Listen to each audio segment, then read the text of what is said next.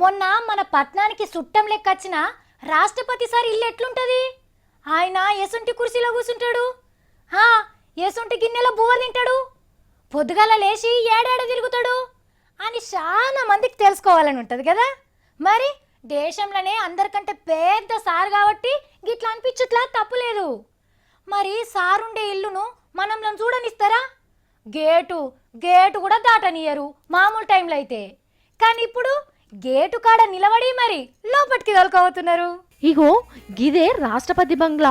మొన్ననే ప్రణబ్ ముఖర్జీ సార్ వచ్చి 10 రోజులుండి మనసు నిమ్మలం చేసుకున్నది గీ బంగ్లాలనే.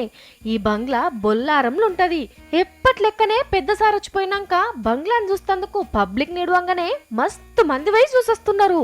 పొద్దుగాల లేచి గీ పార్కులనే వాకింగ్ చేస్తాడు సారు.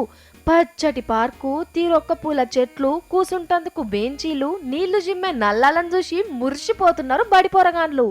పార్కులు ఆడుకుంటా పాడుకుంటా మస్తు ఖుషి అవుతుండ్రు. ముసలోళ్ళు కూడా సల్ల గాలికి తిరిగి మనసు నిమ్మలం చేసుకుంటుండ్రు. పోరగాళ్ళని తీసుకొని పిక్నిక్ లెక్కొచ్చి పోతున్నారు రాష్ట్రపతి బంగ్లాకు.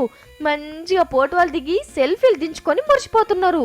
గీ మేడంను చూడుండ్రి, చిన్నప్పుడు చెట్టెక్కినట్టే పైకెక్కి పోటవ దిగుతున్నది. మర్రుడలతోని పిల్లలు కోతి కొమ్మ ఆడుతున్నారు. రాష్ట్రపతి బంగ్లానాయే, టికెట్ ఎంతుంటదో అని నారాజ్ కాకుండ్రి. టికెట్ గికెట్ ఏం లేదు, ఫ్రీగానే చూసి రావచ్చు. పొద్దుగాల 9 గంటల నుంచి మాపటిలి 4 గంటల దాకా కుల్లగానే ఉంటది. మీరు కూడా ఈ ఐతారం నాడు పిల్ల జల్లని తీసుకొని పోయి చూసిరాండ్రి. ఏడాదికి ఒక్క పారే చూడనిస్తారు కాబట్టి పోయేటప్పుడు ఇంత సర్ది కూడా కట్టుకోండ్రి.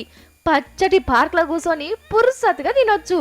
పోట్వాళ్ళు ఎట్లనైనా దిగుతారు కాబట్టి చెప్పే అవసరమే లేదు.